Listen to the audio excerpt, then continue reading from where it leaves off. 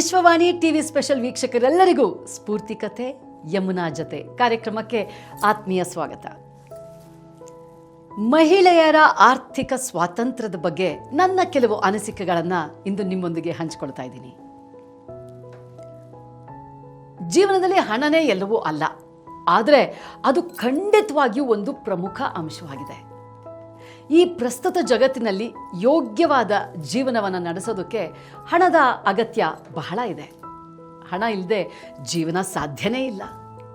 ಆದ್ದರಿಂದ ಈ ಪ್ರಮುಖ ಅಂಶಕ್ಕಾಗಿ ಯಾರನ್ನಾದರೂ ನಾವು ಸಂಪೂರ್ಣವಾಗಿ ಅವಲಂಬಿಸಿರೋದು ಅವರ ಮೇಲೆ ನಾವು ಹೊರೆ ಹಾಕ್ತಾ ಇದ್ದೀವಿ ಅನ್ನುವ ಮನೋಭಾವ ನಮಗೆ ಬರುತ್ತೆ. ಕೆಲವೊಮ್ಮೆ ನಿಮ್ಮ ಮೇಲೆ ಹಿಡಿತ ಸಾಧಿಸಲು ಅವಕಾಶವನ್ನು ಕೂಡ ಕೊಟ್ಟಂತೆ ಆಗತ್ತೆ.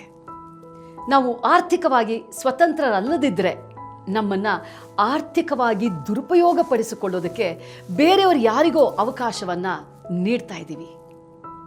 ಅಂದರೆ ಶ್ರೀಮಂತರು, ಮಧ್ಯಮ ವರ್ಗದವರು, ಬಡವರು ಅಂತ ಲೆಕ್ಕಿಸದೆ ಯಾರಿಗೆ ಬೇಕಾದರೂ ಇದು ಸಂಭವಿಸಬಹುದು. ಮಹಿಳೆಯರು ಆರ್ಥಿಕವಾಗಿ ಸ್ವತಂತ್ರರಾಗಿರಬೇಕು. ತಂದೆ ಅಥವಾ ಗಂಡ ಎಷ್ಟು ಶ್ರೀಮಂತರು ಎಂಬುದು ಮುಖ್ಯ ಅಲ್ಲ. ನಮ್ಮ ಹಣಕಾಸಿನ ಬಗ್ಗೆ ನಾವು ಜವಾಬ್ದಾರರಾಗಿರಬೇಕು ಮತ್ತು ಆರ್ಥಿಕವಾಗಿ ಸ್ವತಂತ್ರರಾಗಿರಬೇಕು. ಆರ್ಥಿಕವಾಗಿ ಸ್ವತಂತ್ರರಾಗಿರೋದು ಆತ್ಮತೃಪ್ತಿ ಮತ್ತು ಸಂತೃಪ್ತಿಯನ್ನು ನೀಡುತ್ತೆ. ನಮಗೆ ಕೆಲಸ ಮಾಡೋದಕ್ಕೆ ಮತ್ತು ಏನನ್ನಾದರೂ ಸಾಧಿಸೋದಕ್ಕೆ ಸ್ವಾಭಾವಿಕವಾಗಿ ಉತ್ಸಾಹವನ್ನು ನೀಡುತ್ತೆ. ಆರ್ಥಿಕ ಸ್ವಾತಂತ್ರ್ಯವು ನಮ್ಮ ಸ್ವಂತ ಸಾಮರ್ಥ್ಯಗಳಲ್ಲಿ ವಿಶ್ವಾಸವನ್ನು ನೀಡುತ್ತೆ. ಈ ನಿಟ್ಟಿನಲ್ಲಿ ನನ್ನ ಅನುಭವ, ಗ್ರಾಮೀಣ ಪ್ರದೇಶದ ಆರ್ಥಿಕವಾಗಿ ಹಿಂದುಳಿದಂತಹ ಅನೇಕ ಮಕ್ಕಳ ವಿದ್ಯಾಭ್ಯಾಸದ ಖರ್ಚನ್ನು ನೋಡ್ಕೊಳ್ತಿದ್ದಂತಹ ನನ್ನ ತಂದೆಯವರ ಮೇಲಿನ ಹೊರೆಯನ್ನು ಕಡಿಮೆ ಮಾಡುವ ಸಲುವಾಗಿ ನಾನು 16ನೇ ವಯಸ್ಸಿನಲ್ಲಿ ಅರೆಕಾಲಿಕ ಕೆಲಸ ಮಾಡೋದಕ್ಕೆ ಪ್ರಾರಂಭಿಸಿದೆ.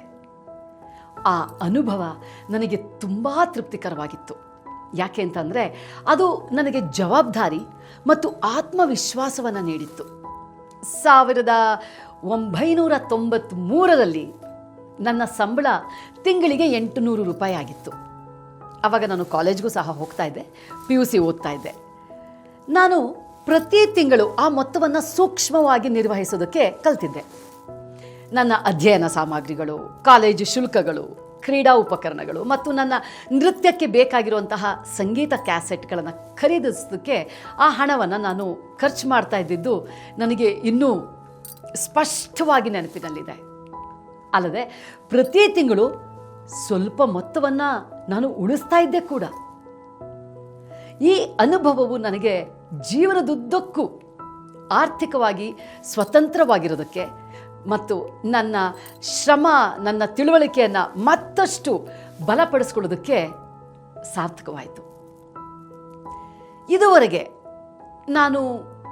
ನನಗೆ ಸಂಪಾದನೆ ಮಾಡುವಂತಹ ಸಾಮರ್ಥ್ಯದಷ್ಟೇ ನನ್ನ ಖರ್ಚು ಹಾಗೂ ನನ್ನ ಸಾಮಾಜಿಕ ಸೇವೆಯ ಖರ್ಚನ್ನು ಹಾಕಿಕೊಳ್ತಾ ಬಂದಿದ್ದೀನಿ. ಈ ನಿಟ್ಟಿನಲ್ಲಿ ನನ್ನ ತಂದೆಯವರಿಂದಾಗಲಿ ಪತಿಯವರಿಂದಾಗಲಿ ಎಂದೂ ನಾನು ಹಣವನ್ನಾಗಲಿ ಉಡುಗೊರೆಯನ್ನಾಗಲಿ ಅಥವಾ ಯಾವುದೇ ರೀತಿಯ ವಸ್ತುಗಳನ್ನಾಗಲಿ ನಾನು ಪಡೆದಿಲ್ಲ. ನನ್ನ ಗಂಡನ ಬ್ಯಾಂಕ್ ಖಾತೆಯಲ್ಲಿ ಈಗ ಎಷ್ಟು ಹಣ ಇದೆ ಅನ್ನೋದೇ ನನಗೆ ಸತ್ಯವಾಗಿಯೂ ಗೊತ್ತಿಲ್ಲ.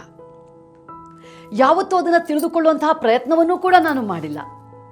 ಯಾಕೆಂತಂದರೆ ನನ್ನ ಗಮನ ಅದರ ಮೇಲೆ ಇಲ್ಲವೇ ಇಲ್ಲ.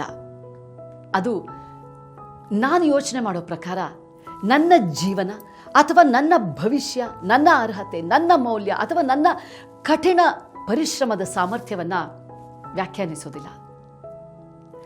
ನನ್ನ ಭವಿಷ್ಯ, ನನ್ನಲ್ಲಿ ಯಾವ ಶಕ್ತಿ ಹಾಗೂ ಉತ್ಸಾಹ ಉಳಿದಿದೆ, ನನಗೆ ಏನು ಆಸಕ್ತಿ ಇದೆ, ನನ್ನ ವೈಯಕ್ತಿಕ ಗುರಿಗಳು ಯಾವುದು, ನನ್ನ ಸಾಮರ್ಥ್ಯ ಏನು ಎಂಬುದರ ಮೇಲೆ ಅವಲಂಬಿತವಾಗಿದೆಯೇ ಹೊರತು ಬೇರೆ ಇನ್ಯಾವುದೇ ಸಂಪನ್ಮೂಲಗಳ ಮೇಲೆ ಅಲ್ಲ. ವಿಶ್ವವಾಣಿ ಟಿವಿ ಸ್ಪೆಷಲ್ ಕಾರ್ಯಕ್ರಮದ ಮೂಲಕ ಇದೇ ರೀತಿ ನನ್ನ ಹೆಚ್ಚಿನ ಅನುಭವಗಳನ್ನು, ಅನಿಸಿಕೆಗಳನ್ನು ನಿಮ್ಮೊಂದಿಗೆ ಹಂಚಿಕೊಳ್ಳೋದಕ್ಕೆ ನಾನು ಪ್ರತಿ ಶುಕ್ರವಾರ ಬೆಳಿಗ್ಗೆ ನಿಮ್ಮ ಮುಂದೆ ಬರ್ತೀನಿ. ನಿಮ್ಮ ಪ್ರೀತಿ ಹೀಗೆ ಇರಲಿ. ಜೈ ಹಿಂದ್, ಜೈ ಕರ್ನಾಟಕ ಮಾತೆ.